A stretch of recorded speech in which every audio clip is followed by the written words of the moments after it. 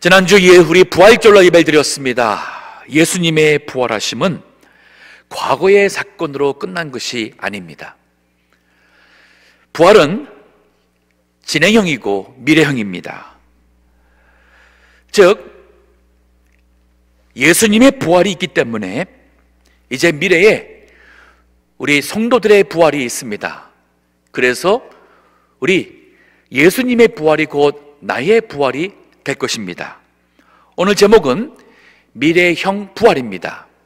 과거에 우리 예수님께서 십자가에 죽으시고 부활하신 그 부활 사건이 전부가 아니라 그 사건으로 인해서 이제 우리에게 주어질, 미래에 주어질 그 부활이 있음을 오늘 말씀을 통해서 우리가 살펴보고 또 그 부활의 믿음으로 생활할 수 있도록 해야겠습니다. 오늘 본문의 말씀을 보면은 이 고린도전서 15장 전체가 다 부활장입니다. 지난주에는 그 앞부분을 가지고 예수님의 부활은 사실이다. 그 근거가 뭐였느냐? 성경의 말씀에 있는 그 벌써 예수님 오시기 전에 수백 년 전에, 수천 년 전에 하셨던 그 예언의 말씀대로 예수님이 십자가에 못 박혀 죽으셨지만 그 예언의 말씀대로 부활하셨다는 이 사실이 우리가 부인할 수 없는 예수님의 부활이 사실이고, 그 부활하신 예수님을 보았던 수많은 증인들이 있기 때문에 그것은 우리가 부인할 수 없는 사실이에요. 그 부활 때문에 오늘 이제 15장에서 쭉 그 부활에 대한 말씀이 설명이 나오고, 이제 결론적으로 와서 이게 바로 우리의 부활에 대한 이 말씀으로서 오늘 본문의 말씀이 이 미래형 부활에 대한 소개가 있고, 그리고 마지막 두 절은 이 믿음을 가진 성도들이 이 시대에 어떻게 믿음의 준비를 해야 되는지 설명하고 있습니다. 자, 먼저 이 미래형 부활에 대한 소개가 5절에 있습니다. 형제들아, 내가 이것을 말하노니 혈과 육은 하나님 나라를 유업으로 받을 수 없고, 또한 썩은 것은 썩지 아니한 것을 유업으로 받지 못하느니라. 이 말은 뭐냐면, 혈과 육은 지금 우리에게 있는 이 육신의 몸, 이 피, 이 생명 가지고는 하나님 나라 우리 들어갈 수 없고 얻을 수 없다는 말이에요. 또 이 몸은 썩을 것입니다. 이 썩은 것은 썩지 아니할 하나님 나라를 우리가 소유할 수가 없다고 합니다. 이 말이 뭐냐면 부활이 불가피한 거예요. 부활을 통해서 이 썩을 몸이 죽고 지금의 혈과 육이 죽어서 다시 부활함으로써 하나님 나라 소유하는 백성이 될 것을 말하고 있습니다. 즉 미래형 부활의 이 소개를 해서 첫 번째는 바로 그 필연성에 대해 설명하는 거예요. 썩지 않는 하나님 나라를 얻게 하기 위해서 하나님이 우리 육신을 부활하게 하실 겁니다. 오늘 본문의 말씀에 대한 그 보충 설명이 그 위에도 있습니다. 그 같은 페이지에 있을 것 같은데요, 42절을 한번 보세요.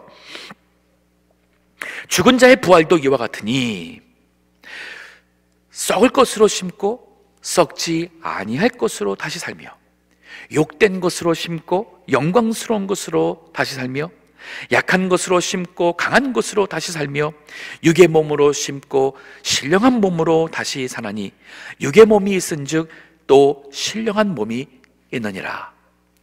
우리가 아는 몸은 이건지 단 줄 알고 있죠? 근데 오늘 말씀 보니까 이 물질, 우리와 같은 실제의 물질이지만 신령한 몸이 있다고 합니다. 신령한 몸이 뭐냐면, 예로 가장 좋은 그 본은 예수님이 부활하신 후에 보여주셨던 그 부활하신 예수님의 몸이었습니다. 예수님 십자가에 못 박혀 죽었어요. 제자들은 무서워서 문을 꼭 잠그고 아무도 들어오지 못하게, 그리고 방 안에 숨어 있었습니다. 근데 그 자리에 부활하신 예수님이 나타나셨어요. 어떻게 나타나셨어요? 문이 잠겨 있는데 어떻게 그 벽 문을 이걸 뚫고 들어왔는지, 네, 예수님이 나타나셨어요. 제자들은 예수님이 이게 혼인 줄로 생각했습니다. 너에게 먹을 것이 있느냐? 나의 이 못자국을, 창자국을 와서 만져봐라 한 걸 보면은 예수님이 혼이 아니었어요. 육신이 분명히 몸을 부활하신 육신의 몸이 있었지만, 그리고 다음 순간에는 예수님이 문도 안 열고 그냥 사라져 버렸습니다. 일주일 후에 도마가 있을 때 또 문이 잠겼는데 예수님께서 또 들어오셨어요. 즉, 이 부활한 다음에 이 신령한 몸은 지금 우리가 이 3차원 세계에서 3다이멘션이라는 이 3차 세계에서 이 공간 속에 우리는 제한을 받고 시간의 제한을 받지만은 부활한 몸은 시간과 공간에 제한을 받지 않는 그러한 몸이라 할 수가 있겠습니다. 그래서 이게 여기서 그러죠. 육의 몸이 있은즉 또 신령한 몸이 있다. 자, 우리 요시는 이제 앞으로 죽을 것입니다. 하지만 이 썩을 것으로 심어서 썩지 아니할 몸으로 우리 부활할 것입니다. 욕된 몸입니다. 하지만 영광스러운 몸으로 부활한다 그랬습니다. 약한 몸이지만 우리는 강한 몸으로 부활한다 그랬습니다. 아마 우리 부활할 때의 우리의 모습은 가장 아름다운 모습이 아닐까. 어떤 우리 신학자 같은 경우에는 하나님께서 에덴 동산에 아담과 하와를 창조하실 때에 아담을 애기로 만들어 가지고 자라게 하질 않았고 아담을 만들었을 때 성인이었어요. 아마 그 모습이 인간에게 있어서의 가장 아름답고 건강하고 그리고 최고의 모습이 아니었을까? 갈비뼈로 하와를 만들었습니다. 하와가 어린아이도 아니었고 힘이 없는 할머니 모습도 아니었어요. 아마 그 하와도 가장 아름답고 가장 건강한 그 여인의 모습이 아니었을까? 그럼 부활할 때 우리가 어린아이로 나올까? 아니면 아름다운 젊은 시절의 모습이 될까? 아니면 노년에 우리 죽을 당시에 그 모습을 가지고 부활할까? 신학자의 그 견해라면 아마도 우리가 아담과 하와가 하나님께서 창조하셨을 때 가장 아름다운 모습이었던 것처럼 아마 그 모습이 아닐까. 그러면 아마 제가 우리 몰라보실 교우들도 있을지 모르겠습니다. 제가 노년에 만나서 지금 모습만 제가 보고 있으니 이 다음에는 너무 아름답고 젊고 영광스러운 모습이라서 제가 못 알아볼 수도 있겠는가. 네, 이게 바로 우리 믿음의 소망이고 우리는 우리는 이 부활을 믿습니다. 그 이유가 뭐냐? 바로 예수님이 부활하셨기 때문에 그렇습니다. 오늘 본문에 고린도전서 15장 20절에 보게 되면 이런 말씀이 있어요. 그러나 이제 그리스도께서 죽은 자 가운데서 다시 살아 잠자는 자들의 첫 열매가 되셨도다 하는 말씀이 있어요. 이 첫 열매라는 것은 그 다음에 나오는 모든 열매가 그 첫 열매 모양을 가지고 나오게 되어 있습니다. 십자가에서 죽으시고 부활하신 예수님의 그 부활하신 모습이 앞으로 우리가 부활할 그 모습이 될 것을 우리가 확신합니다. 자, 미래형 부활에 대한 소개 두 번째가 51절에서 52절 보니 그 부활하는 그 날에 대해서 상황에 대한 그 과정을 설명하고 있습니다. 오늘 본문에 51절을 보십시오. 보라, 내가 너희에게 비밀을 말하노니. 지금까지, 즉 이 성경 말씀을 기록하기 전까지 사람들이 이것을 분명하게 알지 못했어요. 하지만 예수님이 부활하신 후로 이제는 분명해졌습니다. 뭐냐? 우리가 다 잠잘 것이 아니요. 이것은 육신이 죽었다는 성도들의 죽음에 대한 요거는 그 유화한 표현입니다. 왜냐하면 우리는 부활할 것이기 때문에 잠잔다는 표현을 쓴 거예요. 근데 우리가 다 잠잘 것이 아니요 마지막 나팔에 순식간에 호련히 다 변화하리니. 나팔 소리가 나매 죽은 자들이 썩지 아니할 것으로 다시 살고, 이게 바로 부활이에요. 나팔 소리, 예수님이 마지막 날이 바로 마지막 나팔이라는 것은 이 세상의 마지막 때 종말에 예수님이 재림하실 겁니다. 예수님이 재림하시는 그때에 이 성경이 여러 군데 보게 되면은 아마 우리 모든 인간이 부인할 수 없는 큰 소리가 있을 것 같습니다. 그것이 나팔 소리요, 천사장의 소리요, 하나님의 큰 호령이라고 그랬고, 또 모든 사람들이 주님이 오시는 것을 시각적으로 부인할 수 없는 구름을 타고 오신다는 그런 말씀이 있습니다. 자, 오늘 본문의 말씀이 바로 그거예요. 자, 마지막 나팔에 순식간에, 이거는 한순간이에요. 한순간에, 그 다음에는 호련히 갑작스럽게 다 변화하리니. 나팔 소리가 나매 죽은 자들이 썩지 않을 것으로 다시 살고 우리도 변화하리라. 여기서 말하는 우리라는 것은 그 예수님이 재림하실 때에 육신이 살아남은 사람들을 얘기하고 있습니다. 그 사람들은 죽었다가 다시 사는 게 아니라 이 육신의 몸이 신령한 몸으로 변화됩니다. 그래서 먼저 죽어서 땅속에 들어가서 다 흙으로 돌아가서 그야말로 뼈도 없는 그런 사람이든 바다에서 죽어가지고 물고기에 참 그 육신이 물고기가 먹었든, 하나님께서 흙에서 사람을 만드신 하나님의 능력이 우리 죽은 모든 성도들의 몸을 다시 신령한 몸으로 부활하게 하실 것이고, 그리고 우리 그 당시에 살아있는 성도들도 우리가 신령한 몸으로 변화가 된다 그랬어요. 자, 이 말씀이 데살로니가 전서에 보면은 또 기록이 되어 있습니다. 데살로니가 전서 4장 14절서부터 보면 이런 말씀이 있어요. 우리가 주 예수의 죽었다가 다시 사심을 믿을진대 이와 같이 예수 안에서 자는 자들도 하나님이 저와 함께 데리고 오시리라. 우리가 주의 말씀으로 너희에게 이것을 말하노니 주 강림하실 때에는 우리 살아남은 자도 자는 자보다 결탄코 앞서지 못하리라. 16절에 주께서 호령과 천사장의 소리와 하나님의 나팔로 친히 하늘로 쫓아 강림하시리니 그리스도 안에서 죽은 자들이 먼저 일어나고 그 후에 우리 살아남은 자도 저희와 함께 구름 속으로 끌어올려 공중에서 주를 영접하게 하시리니 그리하여 우리가 항상 주와 함께 있으리라. 자, 우리 지난주에 예수님이 나의 구세주, 나의 주님이라고 고백했습니다. 나의 죄를 위하여 십자가에 죽었습니다. 사흘 만에 부활하신 이 예수님이 하나님 아들 되심을 믿습니다. 그게 끝이 아닌 거예요. 부활이라는 것은 그 과거로 끝난 게 아니라, 그러기 때문에 예수를 믿는 모든 성도들은 이제 앞으로 미래에 부활을 하게 될 것이고, 그날은 언제냐? 바로 예수님이 재림하시는 그날 오늘 본문의 말씀 본 것처럼 나팔 소리가 있을 것이고, 예수님께서 천사들과 함께 구름 타고 내려오실 것이고, 그때에 먼저 죽었던 사람들이 땅에서 부활하여 예수님을 영접할 것이고, 동시에 살아남아 있는 그 우리 성도들이 그 몸이 육의 몸이 신령한 몸으로 변화돼 가지고 그 몸이 들려서 재림하시는 예수님을 이 공중에서 영접하며 그 기쁨을, 그 영광에 참여하게 된다고 말하고 있어요.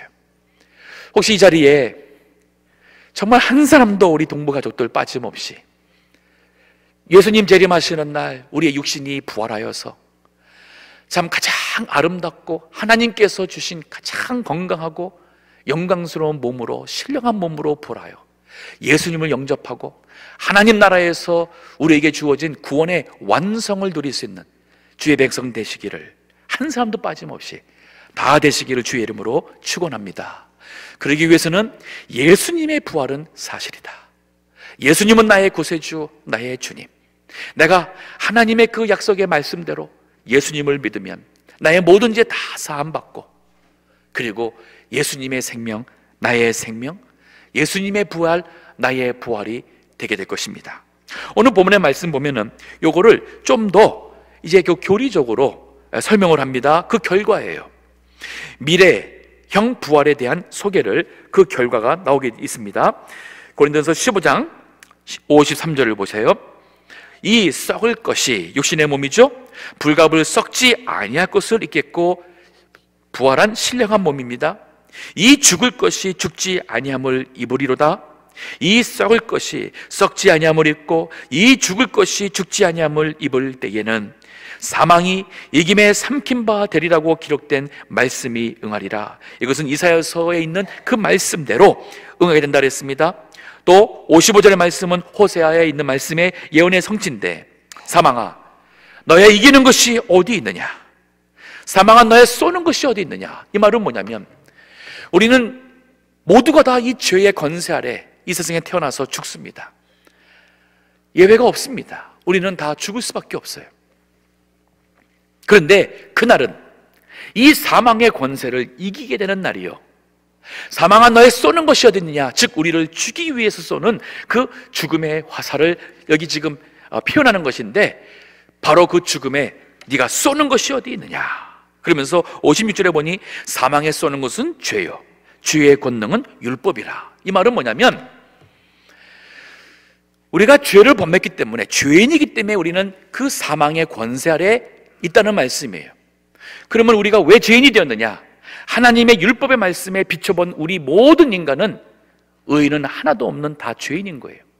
하나님의 기준에서는 우리가 다 하나님 앞에 죄인이 될 수밖에 없었어요. 그래서 그 율법에 이로 인해서 우리가 죄인이 된 것을 깨닫게 되었고, 그 죄로 인하여서 우리는 죽을 수밖에 없는 죄의 사망의 권세 아래 있던 자들입니다. 하지만 예수님이 재림하시는 그날은 더 이상 우리가 죽음의 권세 아래 있지가 아니하고, 죽음에서 육신이 부활하는 사망의 권세를 이기는 그러한 복된 날, 승리의 날, 그리고 생명의 날이 될 것입니다.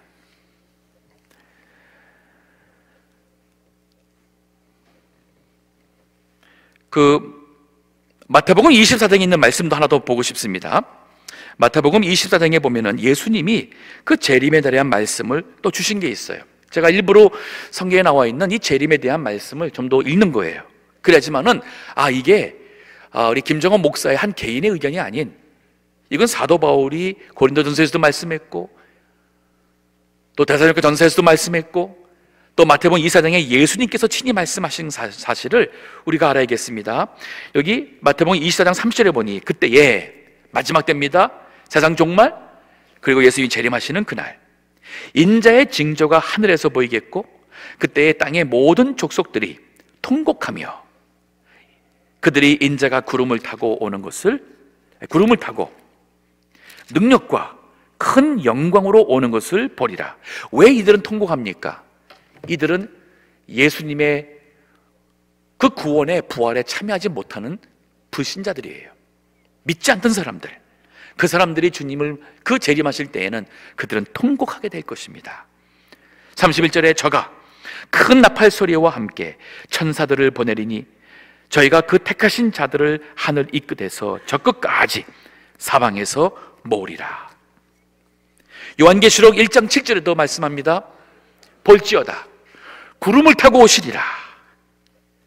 각인의 눈이 그를 보겠고 그를 찌른 자들도 그를 볼 터이요 땅에 있는 모든 족속이 그를 인하여 통곡하리니 라는 말씀이 있어요.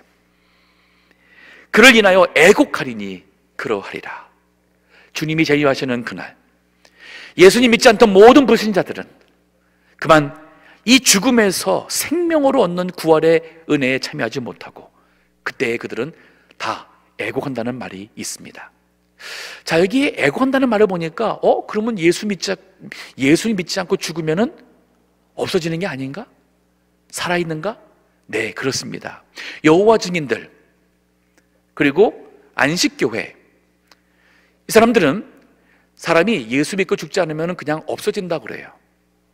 즉 사람이 죽음이 끝이에요. 영혼이 불멸이 아니라 영혼도 육신의 죽음과 함께 끝, 멸망이라고 그들은 가르칩니다. 그건 잘못된 거예요. 이단이에요. 여기 본문에 그랬잖아요. 예수님 재림할 당시에 예수님을 찔렀던 사람도 본다 그랬습니다. 둘 중에 하나입니다. 예수님을 믿고 죽으면 우리가 거듭나서, 여기 세상 살 때 거듭나서 예수님이 재림하실 때 우리의 육신도 부활하여서 천국에서 영생하지만, 예수님 믿지 않고 죽은 사람은 여기 육신에 중달해서 이제 아무것도 모르는 게 아니에요. 그 사람은 지옥에 갑니다. 그리고 이제 예수님 재림한 다음에 세상에 환란이 있을 것이고 천령왕국이 있을 것이고, 그 천령왕국이 끝난 다음에 백보자 모자라에서 모든 사람들이 하나님의 심판 앞에 서게 됩니다. 그 심판에서, 그 재판에서 믿지 않은 불신자들은 마치 염소와 양을 가르듯이 그들은 염소처럼 한쪽 편에 있게 될 것이고 그들은 지옥에 영벌하게 된다 했어요. 그때에 그들도 그 백보자 심판 전에 불신자들도 육신이 부활합니다.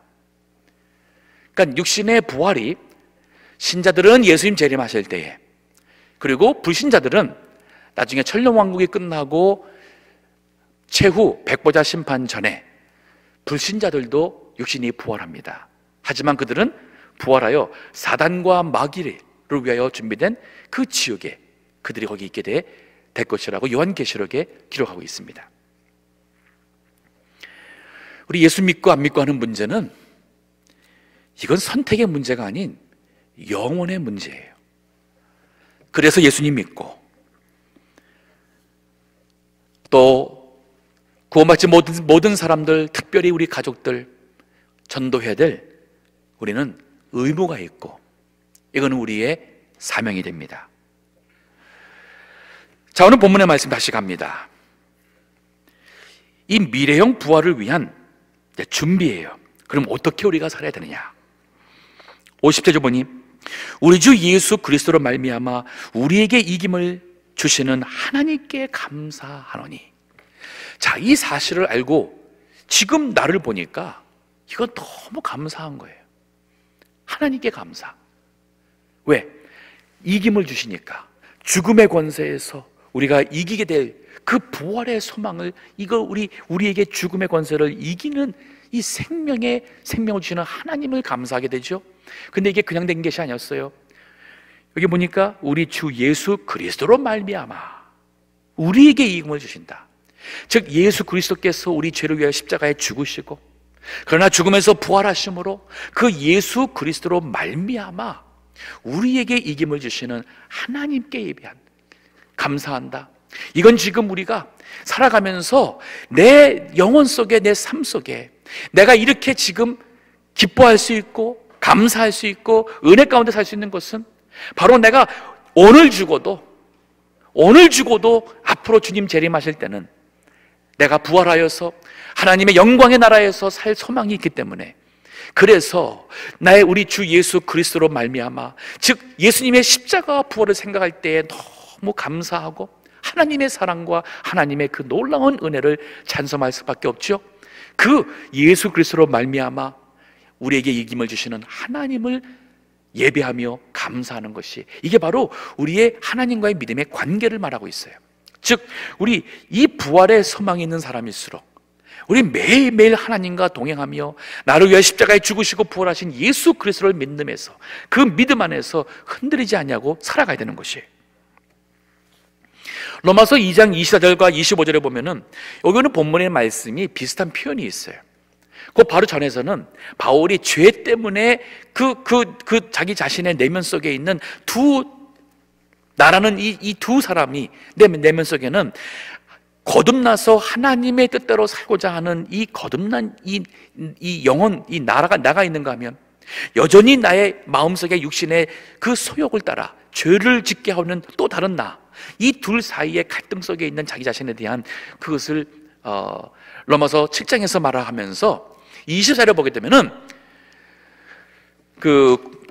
오라 곤고한 자로다, 나는 곤고한 자로다, 누가 나를 이 사망의 몸에서 건져내랴. 그러면서 25절에 보면은 우리 주 예수 그리스도로 말미암아 하나님께 감사하리로다. 그런즉 내 자신이 마음으로는 하나님의 법을, 육신으로는 주의 법을 섬기노라 하는 이 말씀을 한 게 있어요. 즉 우리 예수 그리스도는 죄의 문제를 해결해 주시는 분이기도 하고 죽음의 문제를 해결해 주셔서 우리에게 영생 부활을 주시는 분이기도 하십니다. 이 예수님을 항상 믿고 사셔야 됩니다. 더 나아가서 이제 이 하나님과의 믿음의 관계에서 우리가 신실한 성도로 한평생 사셔야 돼요. 여기 58절에 그게 바로 뭐냐면, 그러므로 내 사랑하는 형제들아 견고하며 흔들리지 말며 항상 주의 일에 더욱 힘쓰는 자들이 되라. 이는 너희 수고가 주 안에서 헛되지 않은 줄을 알미니라. 자, 세 가지가 있어요. 내 사랑하는 형제들아 견고하며, 이 말은 이 교리, 우리에게 약속하신 하나님의 말씀, 여기에서 딱 견고히 쓰라는 얘기예요. 흔들리지 말라는 것은 여기를 서서 그 다음에 세상에 오는 많은 유혹들, 죄의 욕심들, 이러한 모든 데에 신앙이 흔들리지 말라는 거예요. 시험에 들지 말고, 또 신앙생활하다 중단하지 말고, 세 번째로 뭐 하느냐? 주의 일에, 항상 주의 일에 힘쓰는 자들이 되라. 항상 주의 일에 힘쓰는 자, 즉 주님의 일은 영혼 살리는 일입니다. 하나님의 영광을 나타내는 일입니다. 하나님께서 기뻐하시는 일입니다. 하나님의 교회를 믿음으로 온전히 섬기는 일, 이게 다 주님의 일이에요. 이것은 하나님 나라, 우리가 부활하여서 하나님 앞에 설 때에 우리에게 영원한 상급을 주는 바로 그 일이에요. 그래서 얘는 너희 수고가 주 안에서 헛되지 않은 줄을 압니다. 이것은 다 헛되지 않는 것이에요. 주님 위에서 주님의 일한 것은 결코 헛되지 않습니다. 역으로 이 말은 그 외에 세상에서 나를 위하는 일, 세상에서 참 나의 만족과 영광을 구하는 모든 일들, 이거는 다 헛되고 후회하게 될, 썩어질 일이 될 것입니다. 신실, 믿음에 견고하며 주의 일을 하라 그랬습니다. 이걸 교회적으로도 적용하면은 견고하며, 즉 이 주의 몸된 교회가 견고하기 위해서는 이 하나님의 말씀과 교리, 신앙 고백이 견고해야 돼요. 우리 동부교회는 우리 칼빈주의의 신앙 고백을 합니다. 이 칼빈주의 신앙 고백의 이 큰 울타리는 뭐냐면 살아계신 하나님의 주권을 믿는 신앙이에요. 하나님의 주권을 믿는 신앙이 칼빈주의 신앙의 큰 울타리가 됩니다. 그리고 하나님의 영광을 추구하는 것이에요.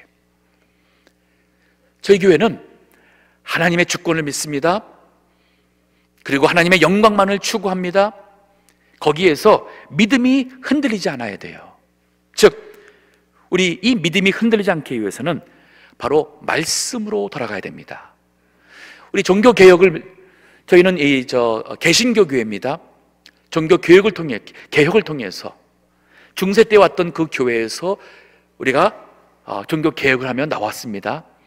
종교개혁을 할 당시에 가장 이 기본이 되며 출발이 바로 뭐였냐면 하나님의 말씀에 의해서 잘못된 거예요.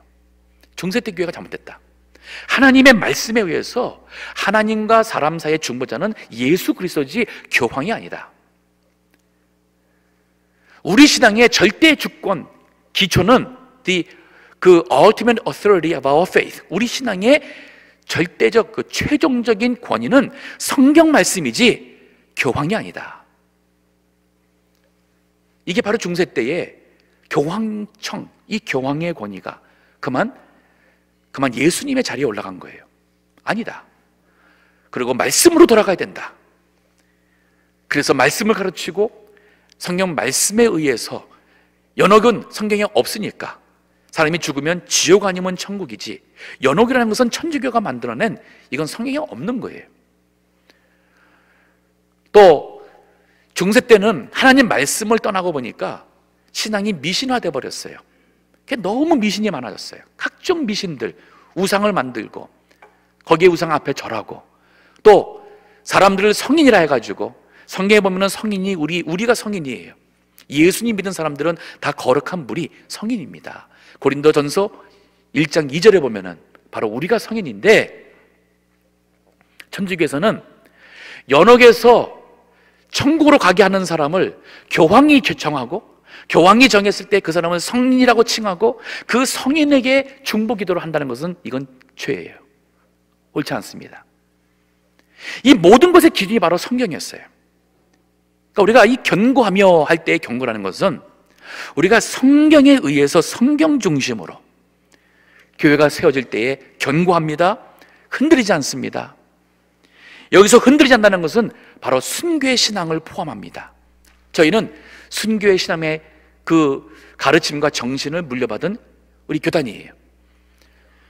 일제시대 때 신사참배하지 않았습니다.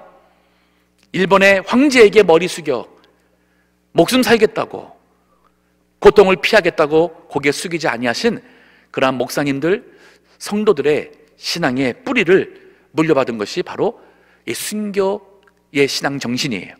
이게 바로 흔들리지 않는 거예요. 견고하며, 말씀 위에 견고하며, 핍박이 있어도 유혹이 있어도 흔들리지 않냐는 이 신앙, 교회적으로도 순교의 신앙을 우리가 계속하고 더 나가서 복음적인 신앙이 되어야 됩니다. 여기 주의 일에 열심히 하라 그랬죠. 이 주님의 일이 교회에서 우리끼리 그저 즐거워서 교제하고 우리끼리 그저 하면서 한다면 하나님이 기뻐하지 않으세요. 우리가 하는 모든 것이 이게 하나님을 향한 예배고 이것이 바로 복음의 일이 되어야 됩니다. 복음에 대한 것은 영혼을 살리는 것이요, 전도하고 선교하는 일이 바로 복음의 일이에요. 복음적인 교회가 돼야 돼요. 우리 나가서 하는 모든 일도, 공부하시는 것도 내가 열심히 공부해서 세상에서 어떠한 위치에 올라가면 그 위치에서 하나님의 복음을 위하여, 영광을 위하여, 거기서 내가 참 많은 영혼을 예수님께로 인도하기 위하여서 우리가 그 위치에 올라가기를 사모하는 것이고, 거기에서 하나님을 섬기며 세상을 섬겨야 되는 것이죠. 사업해서 돈 버는 것도 마찬가지입니다. 열심히 돈 벌어서, 그래서 내가 이 세상에서 나의 원하는 모든 것을 이룬다면 이게 다 헛된 거예요. 다 썩어질 것이에요. 세상 떠날 때 다 두고 가고, 세상에서 쌓은 모든 것은 모래 위에 쌓은 집과 같이 주님 심판날 남는 것 아무것도 없을 것입니다. 이게 바로 부활, 이 부활이 예수님의 부활로 과거의 일이 아닌 예수님의 부활이 사실일진데, 그분의 약속의 말씀처럼 누구든지 나를 믿는 자는 죽어도 살겠고 살아서 나를 믿는 자는 영원히 죽지 아니하리라. 내가 곧 부활이요 생명이다. 네가 이것을 믿느냐? 이 말씀대로 예수의 부활을 믿는 사람들은 이제 나의 부활은 미래형이에요. 이것이 올 것입니다. 예수님이 오실 날이 내일이라면 내일 일이 이루어질 것이고, 내년이라면 내년 이 일이 이루어질 것입니다. 예수님이 부활하실 때에 우리 모두가 다 부활할 겁니다. 살아남은 사람들은 신령한 몸으로 변화되어서 우리도 예수님처럼 신령한 몸으로 변화되어 주님을 영접할 것이고, 우리가 하나님 나라의 그 영광에 들어가게 됩니다. 자, 이거가 우리가 지금 가는 방향이 이게 분명한데, 우리가 지금 이 사는 일이 왜 헛된 일과 썩어질 일을 위해서 이렇게 다투고 경쟁하고 거기에 우리의 병이 들도록 거기에 이렇게 살아갈 것은 어리석은 거죠. 이걸 모르기 때문에 그렇죠. 그러니까 인생관이 바뀌고 세계를 보는 관점이 달라지는 것이 바로 예수님 부활의 믿음을 가진 성도의 삶이라 할 수 있어요. 내 사랑하는 형제들아, 견고하며 흔들리지 말며 항상 주의 일에 힘쓰는, 더욱 힘쓰는 자들이 되라. 이는 너희 수고가 주 안에서 헛되지 않은 줄을 알미니라. 예수님 부활, 나의 부활이 될 것이고, 그날이 바로 우리가 고대하던 드디어 우리의 가장 아름답고 위대하고 영광스러운 몸으로 주님과 함께 천국에서 주님이 약속하신 구원의 완성을 체험하게 될 그날이 될 것입니다. 여기 계신 우리 모든 성도님들 한 분도 빠짐없이 우리의 육신에 부활하는 그날 다 참여하여 하나님 나라에서 같이 우리 하나님을 예배할 수 있게 되기를 주의 이름으로 축원합니다. 기도하겠습니다.